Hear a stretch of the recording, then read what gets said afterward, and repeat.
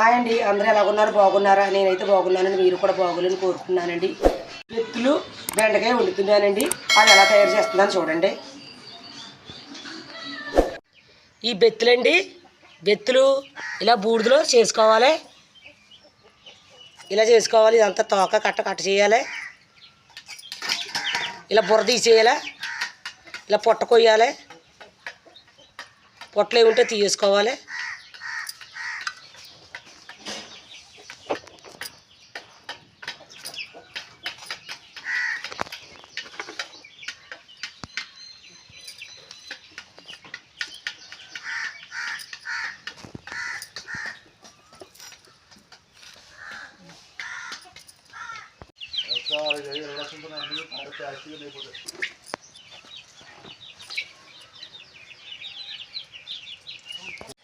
మొత్తం అంతా చేపలంతా చేసాకండి. ఉప్పు వేసుకుండి ఇలా తోలుకోవాలండి.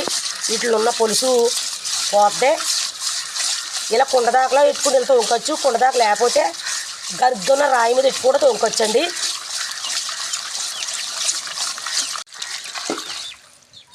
పులుసు అంతా ఊడిపోయింది శుభ్రంగా. ఇగో ఎక్కడ పులుసు అన్నది లేదండి. ఇప్పుడు కడిగేసుకుందాం. బెత్తులు శుభ్రం కడిగేసి పెట్టుకున్నానండి. అలాగే బెండకాయ కూడా వేస్తున్నానండి. బెండకాయ వేస్తే బెత్తుల పులుసు బాగుంటుందండి. పెద్దగా కట్ చేసాను. అలాగే మీడియం సైజు ఉల్లిపాయలు ఒక 6 వేసానండి. మిక్సీ పెట్టుకుందాం. 5-6 పచ్చిమిర్చి వేసాను. ఇలాగే ఉల్లిపాయలు వేద్దామండి. మిక్సీలో ఒక జీలకర్ర వేద్దామండి.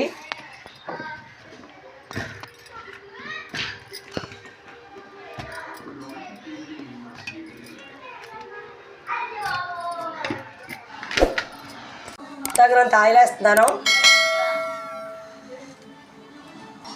ఆయిల్ హీట్ ఎక్కిందండి. పచ్చిమిర్చి వేద్దాం.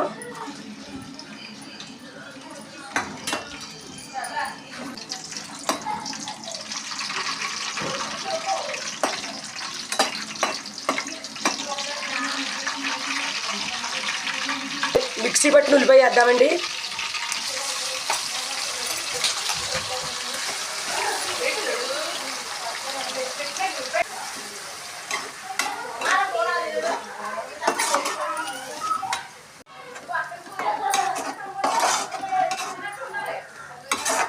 ఇప్పుడు ఉల్లిపాయలు వేగినాయండి.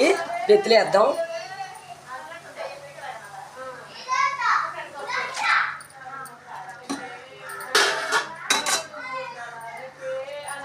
అందులో కొద్దిగా అరసిన పసుపు వేద్దామండి. తగినంత కారం వేద్దాం. తగినంత ఉప్పు వేద్దాం. తగినంత నీళ్ళు వేద్దామండి.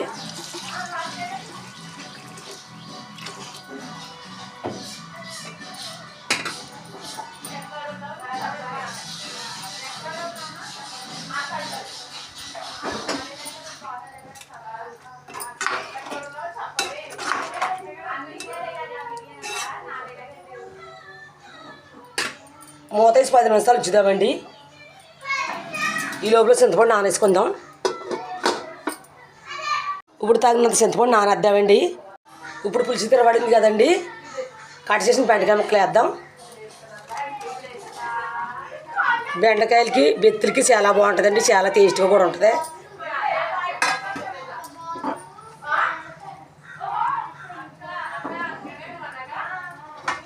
మూతేసి ఒక 5 నిమిషాలు ఉంచుదామండి.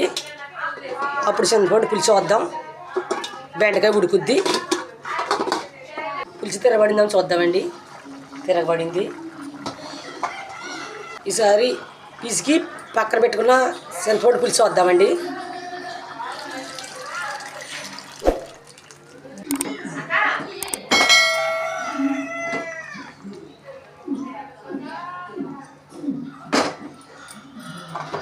ఇలా మూతేసి ఒక 15 నిమిషాల పాటు ఉడికిద్దామండి. పులుసు దగ్గర పడుద్ది. అప్పుడు తిప్పుకుందాం. ఇప్పుడు కూర దగ్గర పడిందాం చూద్దామండి.